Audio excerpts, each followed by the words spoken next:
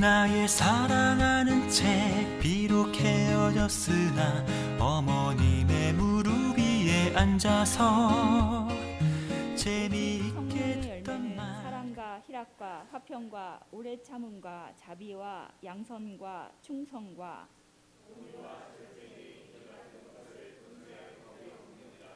그리스도 예수의 사람들은 육체와 함께 그 정욕과 탐심을 십자가에 못 박았느니라.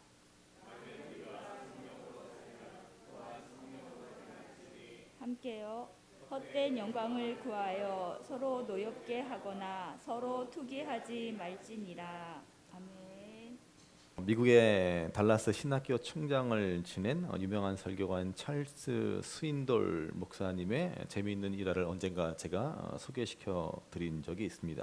지난주에는 찰스 스펄전 목사님 얘기를 들었는데 오늘은 찰스 스윈돌 목사님의 이야기를 드립니다. 자, 한 번은 이 찰스 스윈돌 목사님이 어느 주일날 설교하면서 그리스도인은 교통 신호를 철저히 지켜야 한다라고 하는 것을 강조했습니다. 그런데 바로 그날 오후 차를 몰고 교회당을 나와 집으로 가다가 깜빡 다른 생각에 젖어서 그만 교통 신호를 위반하게 됩니다. 자, 하필 교회당 앞인지라 많은 교인들이 이 스윈돌 목사님이 신호 위반하는 현장을 목격합니다. 다음 날 또 교회당에서 모임도 있었는데 이미 스윈돌 목사님의 실수가 파다하게 퍼졌습니다. 목사님이 많은 사람들 앞에서 웃음거리가 될 판입니다. 모임 내내 집회 내내 사람들이 살짝 미소만 지어도 왠지 입가에 웃음만 띄어도 내 얘기를 하나 보다 싶어서 이 목사님이 내내 마음이 불편합니다. 자, 모임이 끝나고 식사 시간이 되었습니다. 모두가 식당에서 목사님을 기다리고 있습니다. 그때 스윈돌 목사님은 팻말을 준비해서 목에 걸고 식당에 들어갑니다. 자, 이 목에는 뭐라고 써 있습니까? 나는 죄인입니다. 라는 팻말을 목에 걸고 들어갑니다. 교인들이 그것을 보고 깔깔거리며 웃기 시작합니다. 그때 목사님이 지나가자 등에 보니까 등에도 팻말이 붙어 있습니다. 거기에는 이렇게 써 있습니다. 너희 중에 죄 없는 자가 먼저 나를 돌로 쳐라 라고 하는 팻말이었다는 것입니다. 지난주일에 우리가 자유로 부르심을 입었으나 그 자유로 육체의 기회를 삼지 말고 사랑으로 서로 종로로 태야 된다라고 하는 말씀을 보았습니다. 우리는 예수님을 믿는 믿음으로 율법의 노예, 죄의 노예, 죽음의 노예에서 해방되어 자유가 되었습니다. 이제 우리는 모든 것을 할 수 있게 되었습니다. 더 이상 무엇을 해야만 한다, 또 무엇을 하면 안 된다라고 하는 어떤 계율이나 의무에 우리는 얽매일 필요가 없습니다. 이것이 바로 주님이 십자가 구원의 은혜로 우리에게 주신 자유입니다. 그런데 여기에는 항상 율법주의와는 반대되는 무율법주의라고 하는 또 다른 위험이 도사리고 있다라고 말씀드렸습니다. 그것은 복음이 완벽하지 못하거나 부실해서가 아니라 우리 인간의 육체의 한계, 우리의 육신의 본성 때문에 그렇습니다. 그래서 우리에게 주신 자유로 육체의 기회를 삼아서는 안 된다라고 말씀합니다. 우리는 이제 자유인으로서 모든 것을 자유롭게 할 수 있는 자유가 있습니다. 얼마나 좋습니까? 그렇지만은 모든 것이 가하나 모든 것이 유익한 것은 아니고 모든 것이 가하나 모든 것이 덕을 세우는 것이 아님을 명심해야 한다라고 말씀드렸습니다. 이것을 신학적으로 아디아포라라고 하였습니다. 우리 개인의 구원의 문제와는 아무 상관이 없습니다. 이제 무엇을 한다고 한들 우리 개인의 구원의 문제는 흔들리지 않습니다.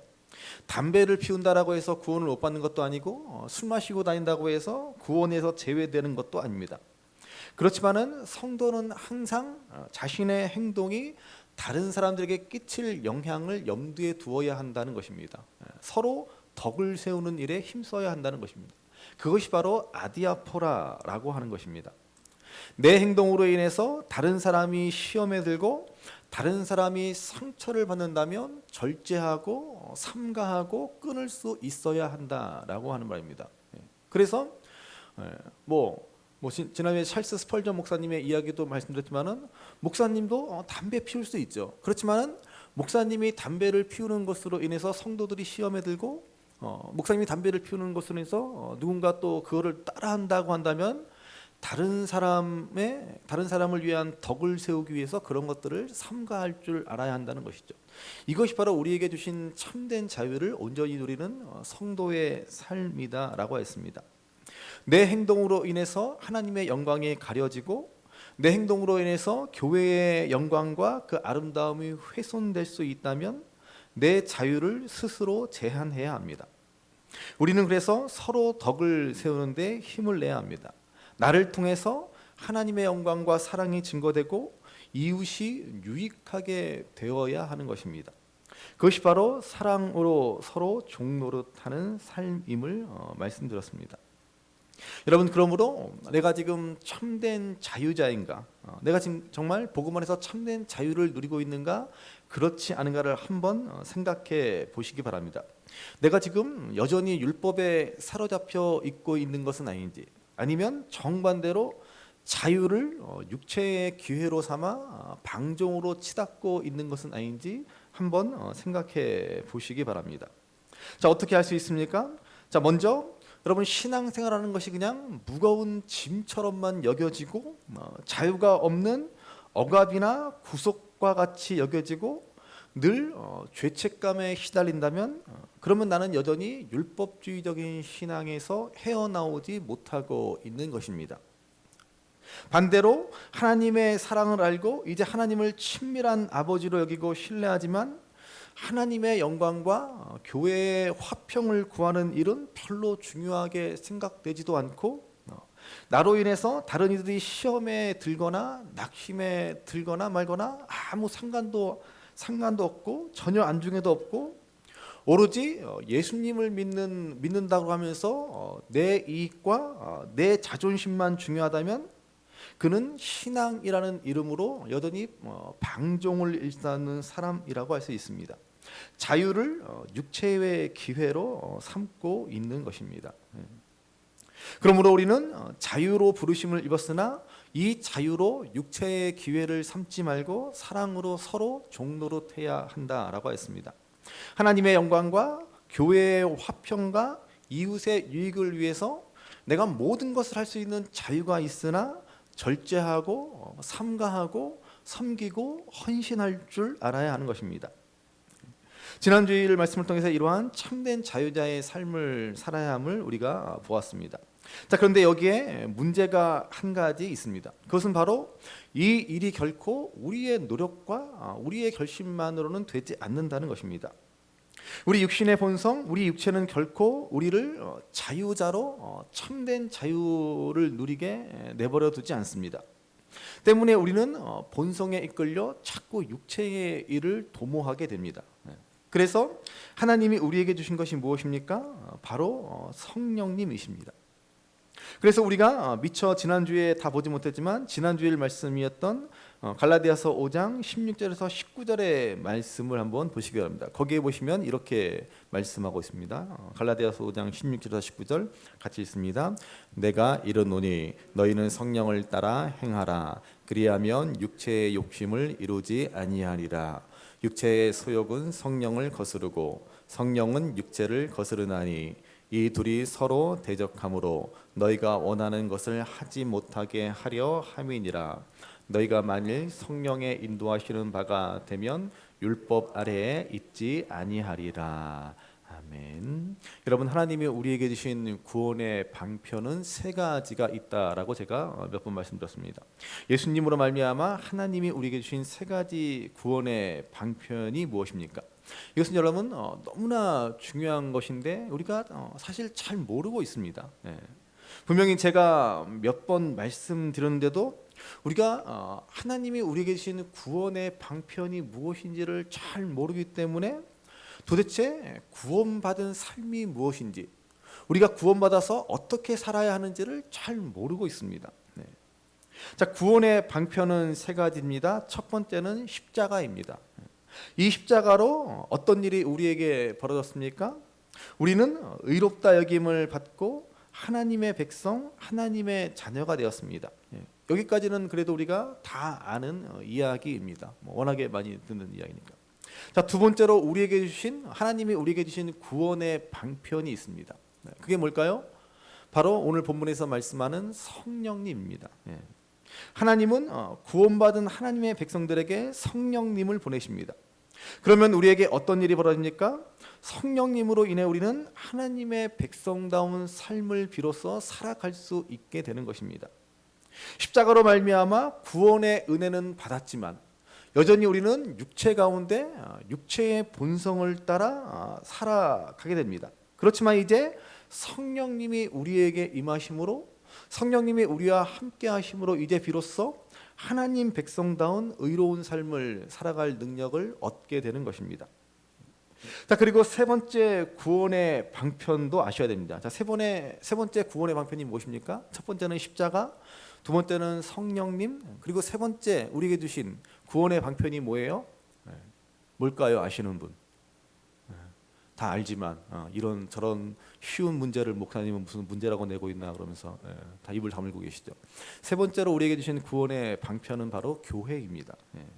여러분, 교회는 너무나 중요한 하나님의 영적 기관이고 우리에게 주신 구원의 방편입니다.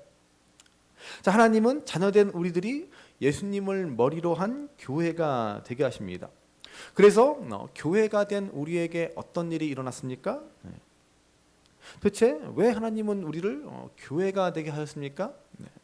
도대체 여러분, 교회가 왜 우리에게 필요하신지, 하나님이 왜 우리에게 교회를 주신지를 제대로 아셔야 됩니다. 지금까지 우리는 이걸 잘 모르고 그냥 마냥 교회 다닌다라고 했습니다. 그러니까 맨날 건물 가지고 교회라고 그러고 심지어 건물을 성전이라고 우상화시켜 버리고 마는 것입니다.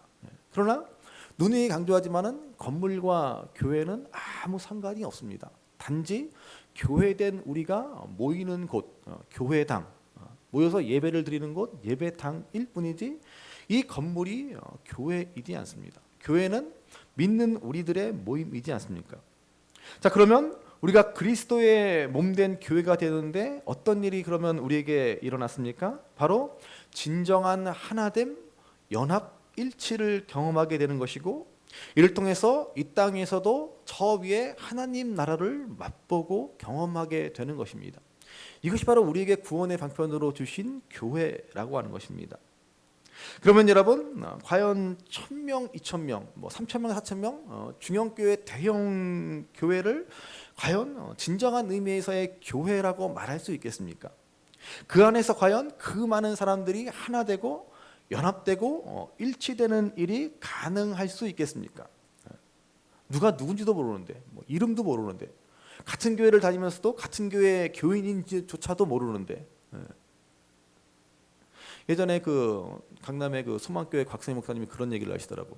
길을 지나가는데 자기 교회 권사님이었대요. 근데 자기는 사실은 몰랐답니다. 워낙에 권사님이 많으니까. 그래서 그 권사님이, 아니 목사님 어떻게 아무리 그래도 내가 소망교회 권사인데 저를 모르세요? 막 그러니까는 곽선희 목사님이 그 위기를 넘기시느라고, 권사님 저는 원래 여성분들을 얼굴 안 보고 다닙니다. 그랬다는 얘기를.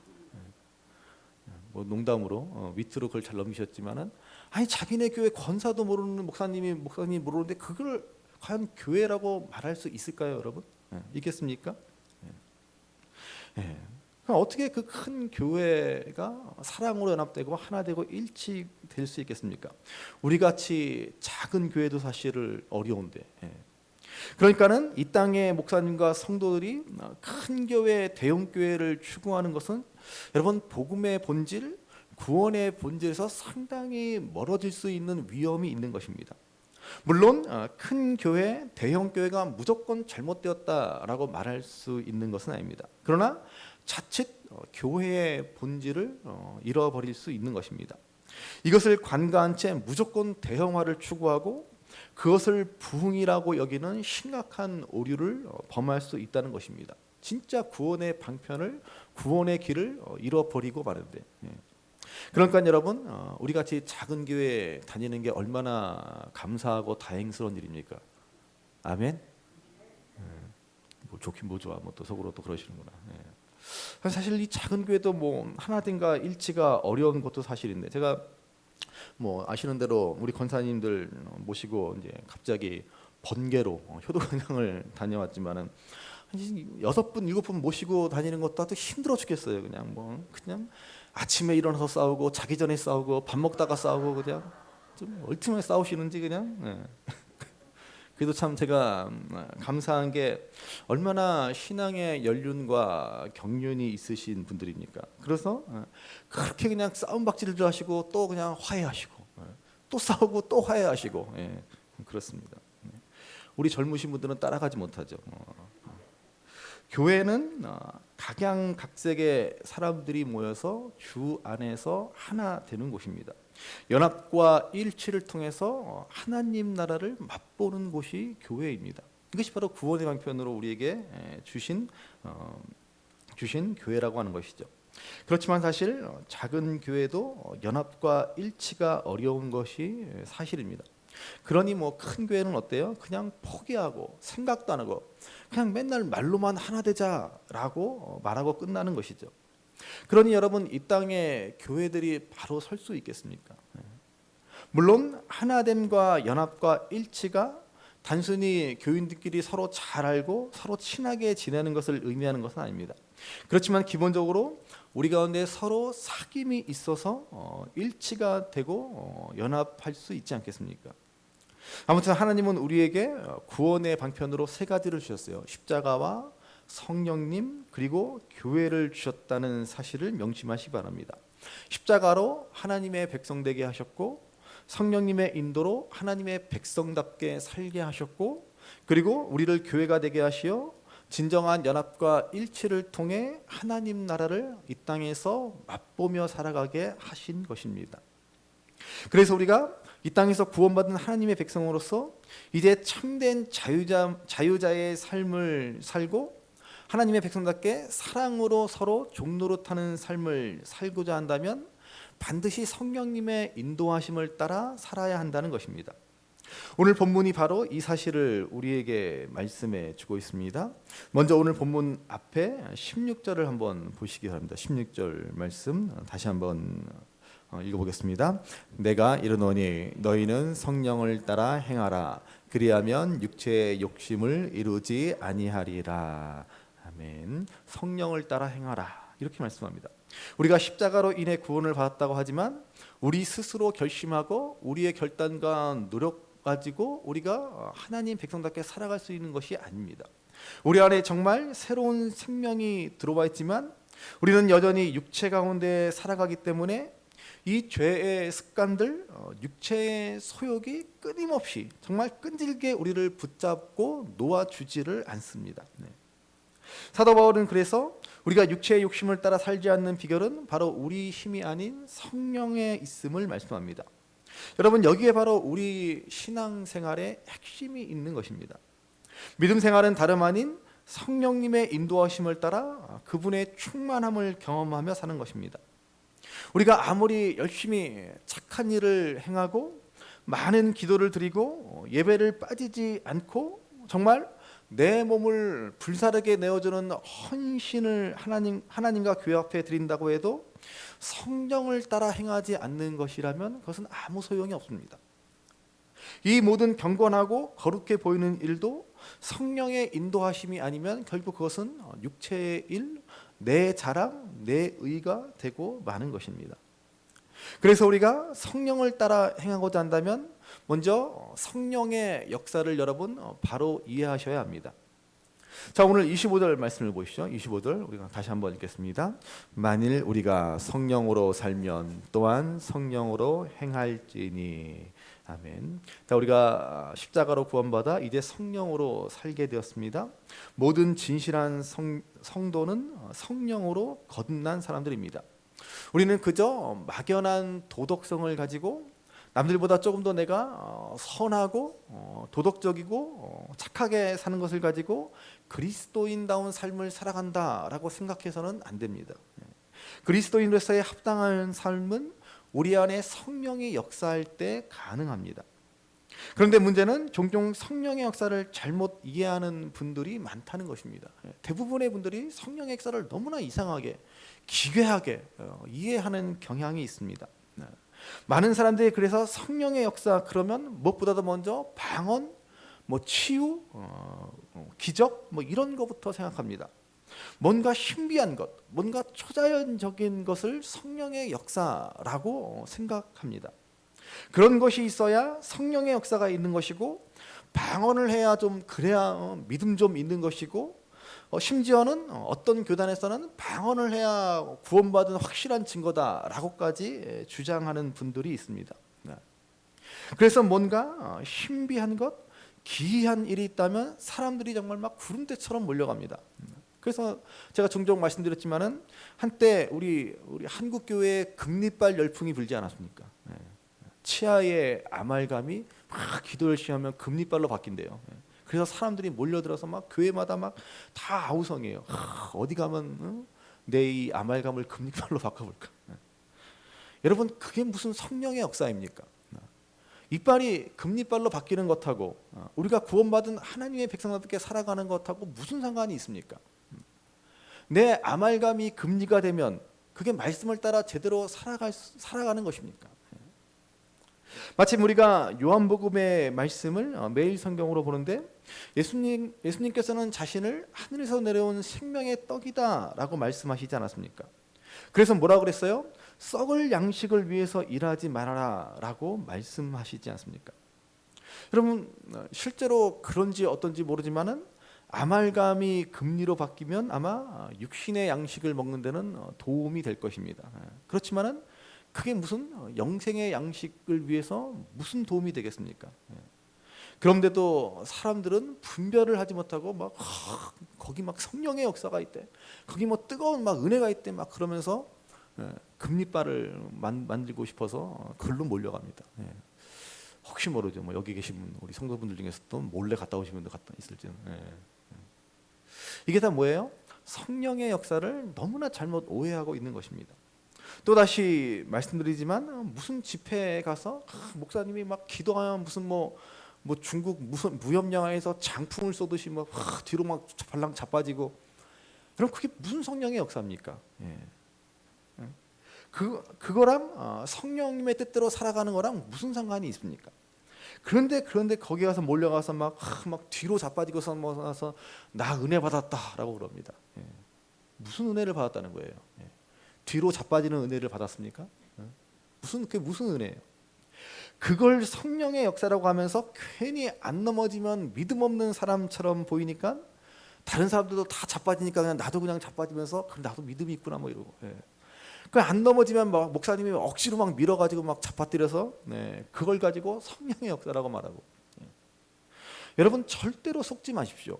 그게 성령의 역사가 아닙니다. 아무리 여러분 이 산더러 들리어 바다에 던지게 할지라도 우리의 삶이 달라지고 변화되지 않으면 그건 성령의 역사가 아닙니다. 성령의 역사는 다른 것이 아니라 저와 여러분들의 마음이 바뀌고 삶의 태도가 달라지는 것입니다. 그게 진짜 기적 중의 기적이죠. 여러분, 이제는 다들 알만한 나이가 되시지 않았습니까? 사람이 바뀝니까? 아니요, 안 바뀌어요. 평생을 가도 안 바뀝니다. 절대로 안 바뀝니다. 그래서 우리 말에 안 하던 짓 하면 이제 죽을 때가 됐구나 뭐 그런 얘기도 하잖아요. 안 하던 짓 하면 죽는다고. 여러분, 정말 맞는 말입니다. 사람은 절대로 안 바뀝니다. 그런데 유일하게 바뀌는 건 언제예요? 죽어야 바뀝니다. 죽어야. 그리스도 안에서 나도 주님과 더불어 십자가에서 못 박혀 죽으면 그때 비로소 바뀌는 거예요.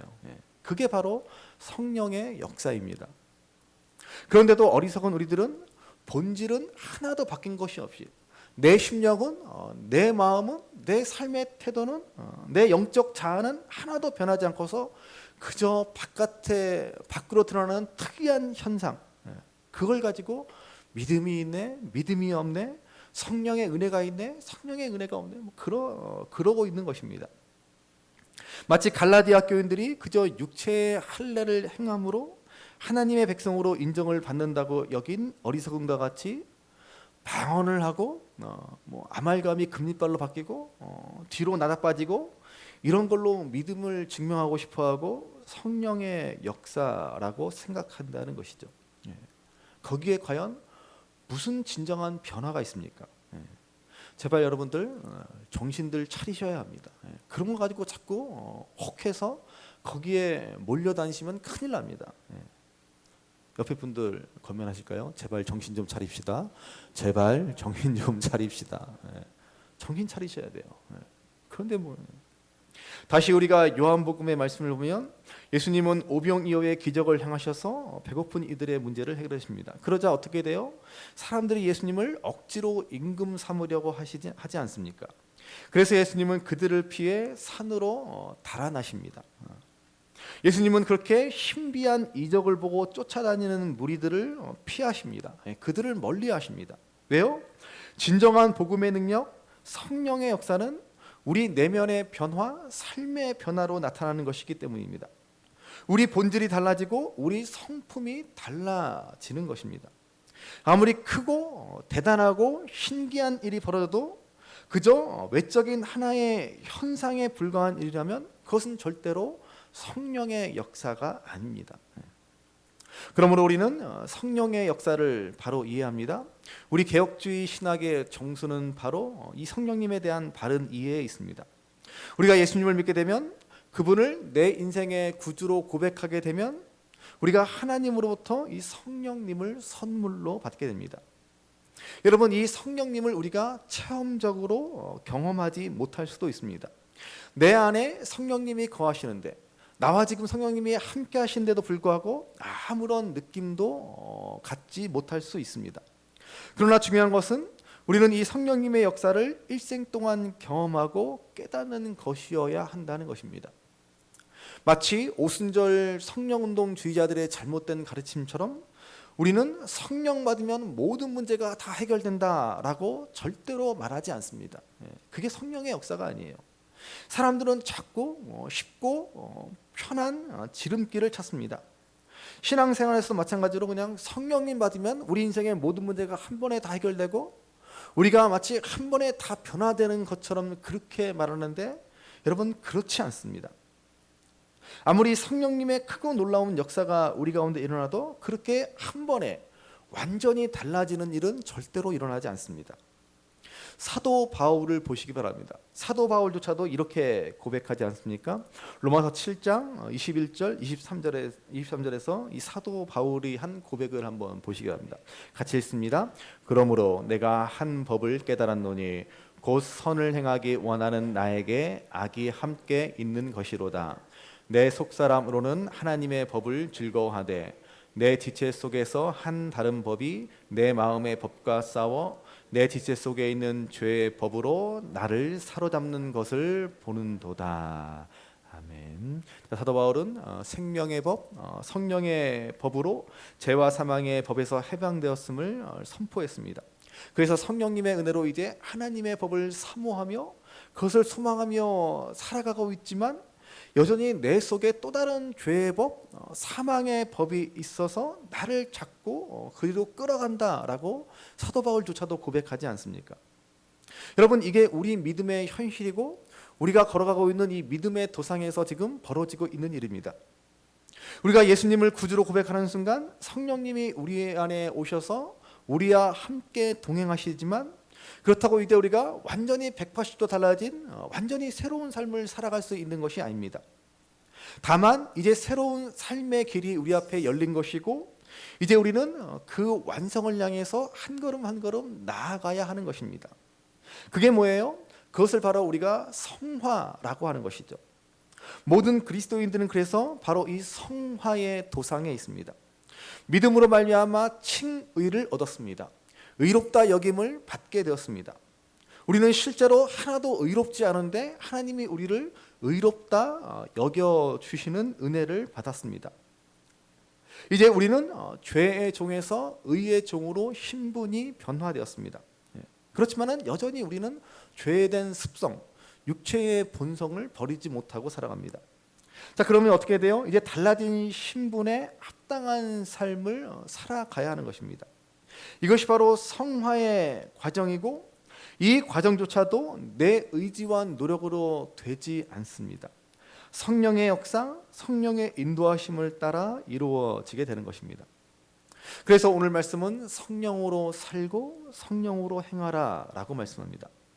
우리는 계속해서 성령의 역사를 경험하고 날마다 성령의 인도하심을 따라 변화된 삶을 살아야 합니다. 단 한 번에 결코 되지 않습니다. 이러한 성화의 과정을 죽을 때까지 일생 동안 계속해야 하는 것입니다. 그러니까 여러분, 혹시 오늘 우리가 실패하고 또 오늘 우리가 연약해서 같은 죄를 반복해서 짓는다고 하더라도 결코 낙심하거나 결코 내가 믿음이 없거나 결코 내 안에 성령님이 계시지 않거나 라며 생각할 필요가 없습니다. 물론 우리가 죄를 슬퍼하고 죄를 뉘우치고 죄를 아파해야 하지만 그렇다고 성령께서 우리 안에 안 계시는 것이 아닙니다.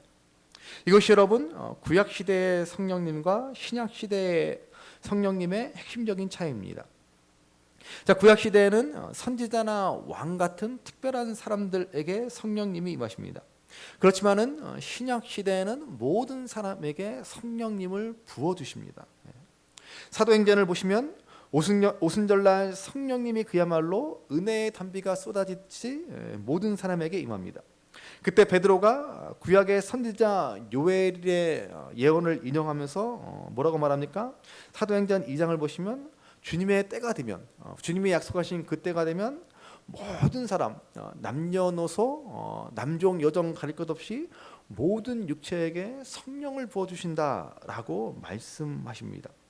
그것이 바로 베드로 오순절날 성령님의 역사가 일어났음을 베드로는 선포합니다. 여러분, 이것이 바로 신약 시대의 성령님의 역사입니다. 그래서 베드로전서 2장에서는 우리가 잘 아는 유명한 말씀, 너희는 택하신 족속이요 왕 같은 제사장이요 거룩한 나라요 그의 소유된 백성이다라고 말씀하는 것 아닙니까? 저와 여러분들 모두에게 성령님이 임하셨기 때문에 구약 시대에는 제사장이나 왕이나 선지자에게 임했던 성령이 우리 모두에게 임하였으므로 우리에게 이러한 거룩한 칭호가 붙여지게 된 것입니다. 그러므로 여러분 반드시 기억하셔야 합니다. 우리가 직접 눈으로 보지 못하고 우리가 때로는 우리가 경험하지 못하고 전혀 느껴지지 못한다라고 할지라도 당장 내 삶에 아무런 변화도 나타나지 않고 달라지는 것이 없을지라도 우리가 여전히 죄 가운데 행할지라도 그런 걸 보고서 내 안에 성령님이 계시지 않는구나라고 의심하거나 낙심하셔서는 안 됩니다. 우리는 다른 그 무엇이 아닌 말씀을 보고 말씀을 듣고 이 약속을 믿는 것입니다. 이 성경의 약속대로 우리가 예수님을 구주로 부르며 그분을 주님으로 고백하면 성령께서 임하셔서 지금 나와 함께 하십니다. 그리고 성령님은 우리의 일생 동안 우리와 동행하시며 우리를 인도하시며 우리를 마침내 하나님의 백성다운 삶으로 빚어 가시는 것입니다. 우리는 먼저 바로 이러한 성령의 역사에 대한 올바른 이해를 가져야 하는 것입니다. 그리고 또 한 가지 성령의 역사를 따라 우리의 삶이 그러면 어떻게 변화되는지를 알아야 합니다. 성령께서 우리를 변화시키시고 성령님께서 우리를 빚어가시는데 그러면 우리는 어떠한 모습으로 달라져야 하겠습니까?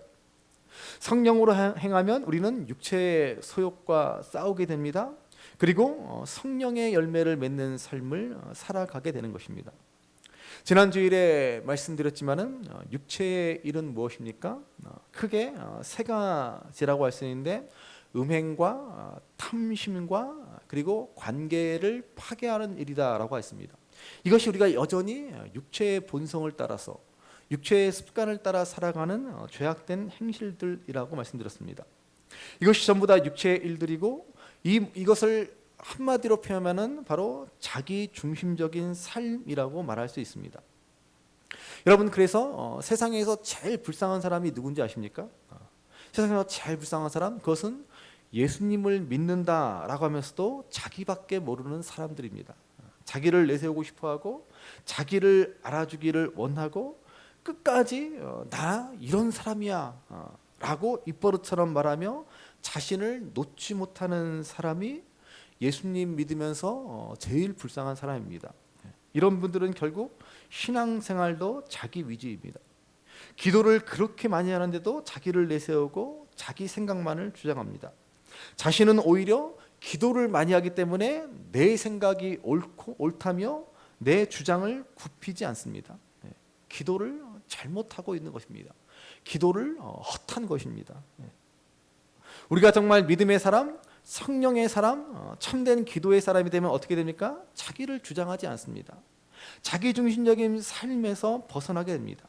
그게 바로 여러분 성령의 열매를 맺는 삶입니다.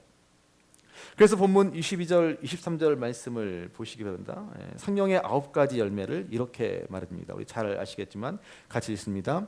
오직 성령의 열매는 사랑과 희락과 화평과 오래 참음과 자비와 양성과 충성과 온유와 절제니 이 같은 것을 금지할 법이 없느니라. 아멘. 1절에도 한번 말씀드렸지만 성령의 열매는 복수가 아닌 단수로 표현되어 있습니다. 다시 말해서 성령의 열매들이 아니라 성령의 열매 이렇게 하나라고 말합니다. 9가지 열매라고 하지만 사실 하나의 열매를 의미하는 것입니다. 이것은 한 인격을 가리키고 한 인격을 지향하고 있습니다. 바로 우리 예수님의 인격, 우리 예수님의 성품을 말하는 것입니다. 그러므로 성령의 9가지 열매를 맺는다라고 하는 것은 우리 예수님의 인격, 그분의 성품을 본받고 닮아가는 삶을 뜻합니다. 그리고 이 열매들을 하나하나 보시면 전부 사람과의 관계 속에서 맺어지는 것임을 알 수 있습니다.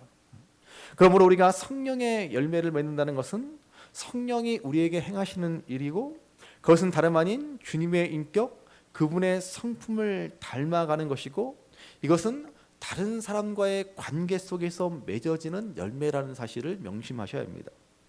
그저 나만 생각하고 내 이기심에 똘똘 뭉친 그러한 육체의 일에 빠져 살아가던 우리들이 이제 다른 사람들을 생각하고 다른 사람들을 헤아리고 다른 사람들을 위해서 덕을 세워주는 삶, 이제 다른 사람들과 바른 관계를 맺는 삶을 살아가는 것입니다.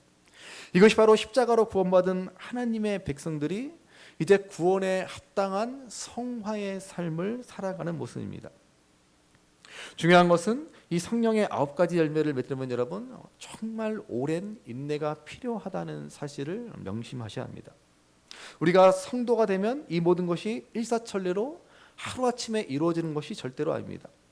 우리는 이 신앙의 길을 걸어갈 때 인내하지 못해서 이것이 짧은 기간에 이루어지지 않기 때문에 자꾸 낙심하고 좁은 길, 돌아가는 길, 믿음으로 가는 길 이런 길로 가려 하지 않고 그저 지름길, 편한 길, 금방 결과가 눈에 나타나 보이는 길 그런 길로 가려다가 자꾸 길을 잃어버리고 마는 것입니다. 그래서는 안 되는 것이죠. 성령의 열매가 맺히기까지 여러분 오래 참으셔야 됩니다. 우리가 평생에 가야 하는 길입니다. 그러나 반드시 너무나 영화롭고 너무나 아름답게 우리를 빚으시는 길임을 알고 절대로 낙심하거나 절망하거나 좌절하거나 지치지 마셔야 합니다. 흔들리지 않는 믿음으로 단단하게 담담하게 그리고 당당하게 우리는 성령을 쫓아 살고 성령을 따라 심고 뿌리면 반드시 열매를 거두게 될 것입니다. 그래서 6장에 갈라디아서 6장을 보시면 이렇게 우리에게 권면해 줍니다. 갈라디아서 6장 9절의 말씀을 한번 보시겠습니다. 같이 읽습니다. 우리가 선을 행하되 낙심하지 말지니 포기하지 아니하면 때가 이름에 거두리라. 아멘. 여러분 저와 여러분들이 꼭 기억해야 할 것이 이것입니다. 낙심하지 말고 포기하지 말고 참고 기다리는 것입니다. 소망 중에 인내 중에 기다리는 것입니다. 그러면 반드시 신실하신 하나님, 반드시 약속을 이루시는 하나님이 우리에게 성령의 열매를 맺게 하는 영광을 경험하도록 하십니다. 시편 말씀을 보시면 울며 씨를 뿌리는 자는 반드시 기쁨으로 거두게 된다라고 말씀하지 않습니까? 왜 웁니까? 열매가 속히 맺혀지지 않기 때문에 결과가 쉽게 오지 않기 때문에 우는 것입니다. 그러나 그럴지라도 절대로 낙심하지 말고 인내하고 기다리면 그러면 연약한 우리들, 부족한 우리들 무엇 하나 제대로 바뀌지 않는 고집불통, 구제불능인 우리 인생들이 이제 어느새 주님의 마음을 품고 주님을 닮아가는 영광을 얻게 되는 것입니다. 그러므로 오늘 이 성령의 역사를 바로하라, 도무지 달라지지 않고 도무지 변화되지 않는 우리의 모습에도 불구하고 성령께서 반드시 함께 하신다라는 사실을 기억하시기 바랍니다. 그래서 이제 더욱 성령님을 바라보며 성령님을 의지하며 성령을 따라 살고 성령으로 행하여 이제 자기 중심적인 육체의 소욕을 이기고 참고 인내하며 기다리시어 성령이 주시는 풍성한 열매를 가득 맺는 삶, 주님을 온전히 닮아가는 삶이 되시는 저와 여러분들이 될 수 있기를 주님의 이름으로 간절히